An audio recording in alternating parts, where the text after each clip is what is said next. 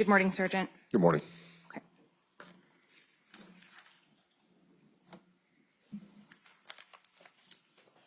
So I want to start by talking about the messages. You were asked on cross about whether or not you took steps to verify that the messages were sent by Mr. Apodaca. Do you remember that line of questioning? Yes, correct. Okay, so prior to receiving permission to open Isaac's phone and reviewing those messages with him, did you know what those messages were going to be? No, I had no idea. Okay. And when you reviewed those messages with Isaac, I'm not going to ask you to reiterate which portions it's on the video, but did he acknowledge or deny that some of the messages were him? Yes, he acknowledged that some of the beginning messages were him, and then there was a period of time where he outlines a select series of messages were not him, that allegedly Kiara was using another phone within the garage to message herself. And then when we go back higher up in the timeline of the messages, he does state in the interview that those messages are him sending them. Furthermore, when we examined his phone in the Cellbrite report. We'll get to the phone examination. Let's just stick with the Sorry. No, it's okay. We'll just stick with the interview for now. After denying that some of those messages were his, did that statement change later in your interview? Yes, it did. Okay, and can you explain that? Later on in the interview, I asked him again if he sent those messages and if he meant what they said, and he agreed. Going then after your interview with Mr. Apodaca, what if anything, did you do to cross-corroborate that Isaac Apodaca's phone was utilized to send those messages? Yeah, so after I filed the search warrants for Facebook returns, cell phone data, and received all those reports that we have already displayed here, I did notice, especially in some of those messages that he had referenced was allegedly Kiara messaging Kiara, that the time difference between them was sometimes a second between each one. The messages were sent back and forth very quickly, which indicated to me from an investigative standpoint that it was not Kiara messaging Kiara. And speaking of the Facebook warrant returns, you mentioned that you executed Facebook warrants for both Kiara's account and Isaac's account. Is that correct? Or for the null void account? Correct. Okay.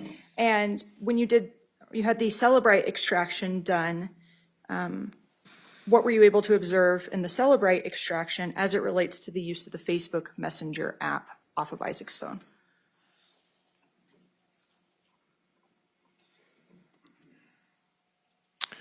I'm sorry, it was slipping my mind for a minute, but the IP addresses for the phones indicated that the phones or the users that were using them was Kiara and Isaac.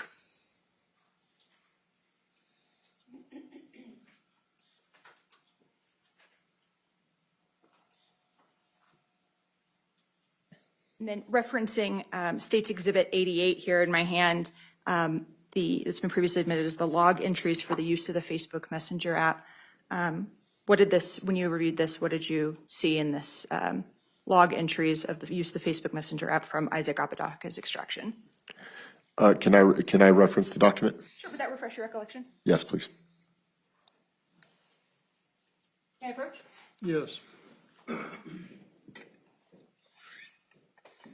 I'll ask you to review it. I'll take it back and then I will re-ask my question.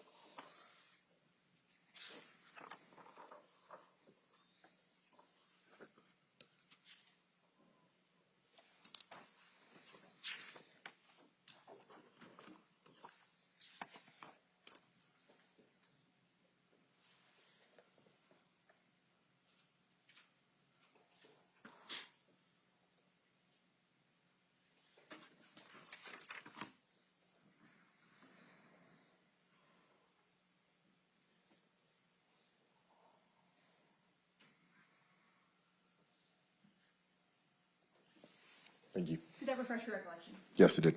So having reviewed State's Exhibit 88, the log entries from the extraction of Isaac Apodaca's phone, based on the Celebrite extraction that you obtained, what did you observe as it relates to the use of the Facebook Messenger app during the relevant time period, October 28th to October 29th, on Isaac Apodaca's cell phone? The Facebook record indicates that he sent a series of messages throughout the night, and then it shows and is collaborated with the Celebrite report that he uses the Facebook call feature to contact his mother, and then calls his mother through the actual line to her actual line.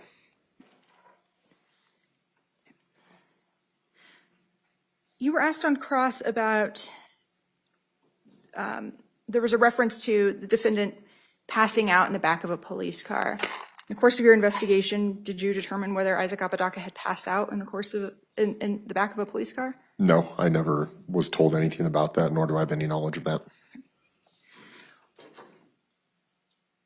When you were asked about Isaac's demeanor and mental state during his interview, and at one point, Isaac Apodaca did appear to cry. Is that fair? Yes. Okay. During your second interview, the portion where you reviewed the text messages with him, did Isaac Apodaca cry during that portion? No, his demeanor, no. Okay. What was his demeanor during that portion, the second portion of the interview, and the third portion? Calm. He didn't seem to have anxiety during that portion of the interview when I was asking those questions. Okay. At any point, did you in fact lie to Isaac Apodaca? No. In conducting your interview with Isaac Apodaca, what was your goal? My goal is to find the truth, to find out what happened in that garage, and I stated that several times throughout the interview. I wanted as much information as possible, as much truthful information as possible about what happened to Miss Grace Jennings. Did the discovery of those, what, if any, impact did the discovery of those text messages have on your investigation? Or, I'm sorry, I keep saying text messages. The Facebook Messenger messages and text messages. What, if any, impact did those have on the investigation? Well, in the short term, in the scope of the interview, it altered Mr. Apodaca from being potentially just a witness to a suspect, resulted in us charging him that day. And it gave me some more insight when I proceeded into my investigation with Ms. Kiara McCulley. Thank you. A moment, Your Honor. Yes. Nothing further, Your Honor. We'll reserve this witness out of abundance of